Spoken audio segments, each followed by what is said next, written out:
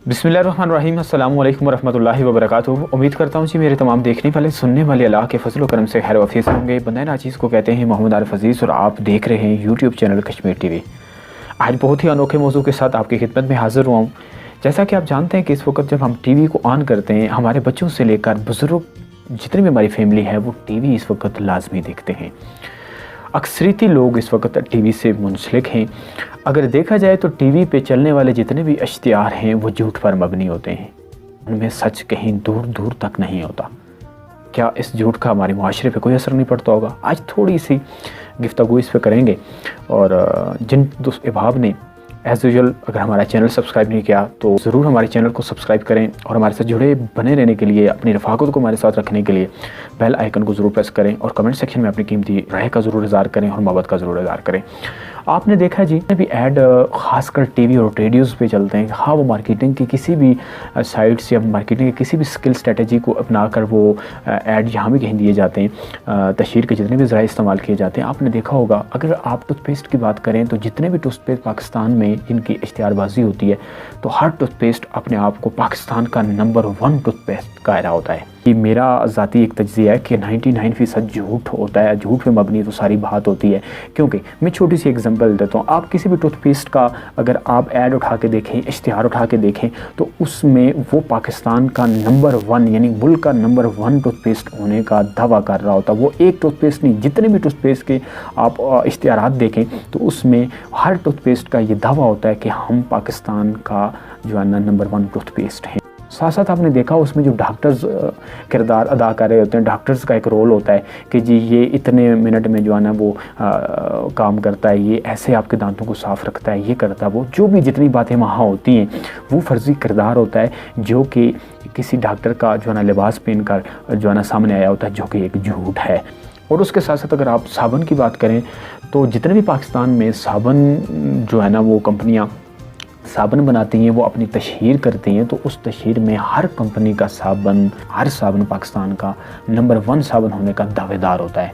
फिर इसी तरह अगर आप सरफ़ की तरफ चले जाएँ तो जितने भी सरफ़ के ऐड होते हैं उसमें तकरीबन तमाम सरफ़ का यही दावा होता है कि जी वो पाकिस्तान का नंबर 1 है। फिर इसी तरह आगे बढ़ते हैं। आप जितनी भी फूड कंपनी की चीज़ें उठा के देखें उनमें भी यही रविश आपको देखने को मिलेगी। सिर्फ पूछना ये था कि ये जो झूठ इतने आम सरेआम बेचा जाता है, क्या जो है ना इसका हमारे मुआशरे पे कोई असर नहीं होता होगा? क्या रूहानी सतह पे भी इसका हमारे ऊपर कोई मनफी असर नहीं होता होगा? आपको पता है कि ये मुल्क कलमे की बुनियाद पे बना है और हमने ला इलाहा इल्लल्लाह मुहम्मद रसूलुल्लाह सल्लल्लाहु अलैहि वसल्लम की बुनियाद पर इस मुल्क की जो है ना वो बुनियाद रखी है, इस मुल्क को हासिल किया है। जितने भी इस वक्त हमारे कानूनी अदारे हैं, क्या वो इस चीज़ की इजाज़त देते हैं कि यूँ इस तरह झूठ फैलाया जाए? ये झूठ कैसे है? आखिर इन तमाम कंपनीज़ को नंबर 1 डिक्लेयर कौन करता है? और ज़ाहिर सी बात है इतनी ज़्यादा सारी कंपनीज़ हैं, क्या वो सारी नंबर 1 हैं? अगर जितने भी पाकिस्तान में टूथपेस्ट बन रहे हैं, अगर उनका कंपटीशन होता है, वो कंपटीशन कहाँ होता है? उनको नंबर 1 डिक्लेयर करने वाला अदारा कौन सा है, उसका साथ जिक्र होना ज़रूरी है।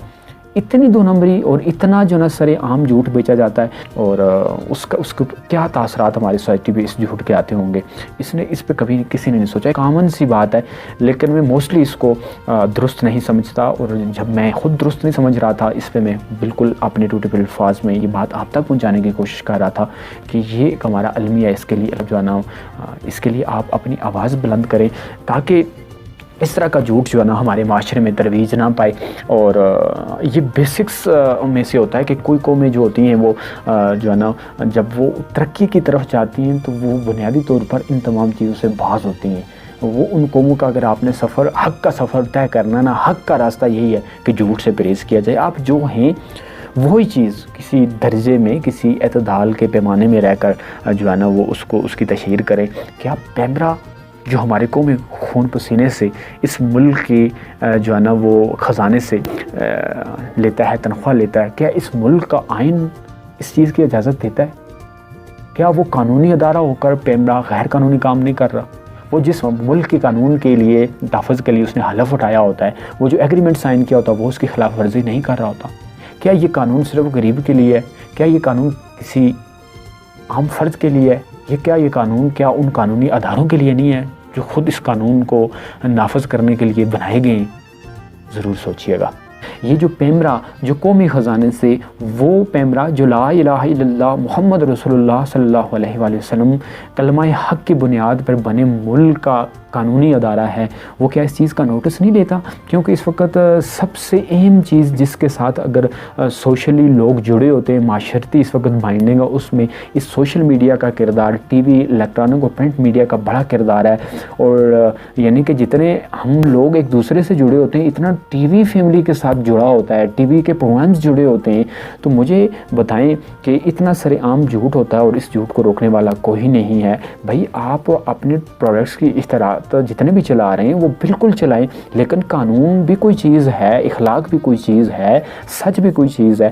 اب جتنی بھی قومیں حق کے ساتھ ترقی کرنا چاہتی ہیں تو ان تمام قوموں کو کرنا کیا ہوتا ہے کہ جتنی بھی بنیادی جو خرابیاں ہوتی ہیں، ان بنیادی خرابیوں کو دور کرنا ہوتا ہے، اور ان بنیادی خرابیوں میں بڑی اہم خرابی جھوٹ ہوتی ہے۔ اور ہمارے ہاں جھوٹ بولنے پر کس طرح پیسے دیے جاتے ہیں، لیے جاتے ہیں، اس چیز کو آپ نے نوٹ کرنا۔ بڑی کامن سی بات آج آپ تک پہنچا رہا ہوں، امید کرتا ہوں کہ آپ بھی اس سے متفق ہوں گے اور آپ بھی اس کے لیے آواز بلند کریں گے۔ ہمارے جتنے بھی وہ بھائی ہیں جو اس کے ساتھ منسلک ہیں، ان کو بھی ضرور سوچنا چاہیے، اور خاص کر جو قانونی ادارہ ہے پیمرا، جو کہ اس قومی خزانے سے سیلری لیتا ہے، جو مختص اسی کام کے لیے ہوا ہے، اس کو چاہیے کہ وہ اس طرح کی چیزوں کو دیکھے۔ یہ چیزیں دیکھنے میں بہت باریک ہیں، لیکن میں یہ سمجھتا ہوں، میرا ذاتی تجزیہ یہ ہے، میرا ذاتی تبصرہ یہ ہے کہ یہ چیزیں ہمارے لیے بہت ہی بھیانک رزلٹ پیدا کر رہی ہیں، خواہ وہ ہمیں نظر آئیں یا نہ آئیں۔ انشاءاللہ جی کسی نئے موضوع کے ساتھ دوبارہ آپ کی خدمت میں حاضر ہوں گا۔ اگر آپ کو میری یہ بات پسند لگی ہے، معاشرے کے لیے مثبت ہے، اور میرے ان ٹوٹے پھوٹے الفاظ کو آپ نے پسند کیا ہے، آپ کے دل پہ انہوں نے اثر کیا، تو ضرور اس کو شیئر کیجئے گا، لائک کیجئے گا، اور کمنٹ سیکشن میں اپنی قیمتی آراء کا ضرور اظہار کیجئے گا۔ یہی ہماری حوصلہ افزائی ہوتی ہے۔ بات ہم نے کرنی ہے اللہ کے لیے، اللہ کی رضا کے لیے، کیونکہ ہمیں حکم ہے اذاں لا الہ الا اللہ۔ آپ نے میزبان محمد عارف فضیل کو اجازت دیجیے، کسی نئے موضوع کے ساتھ دوبارہ آپ کی خدمت میں حاضر ہوں گا۔ تب تک کے لیے خدائے نگہبان۔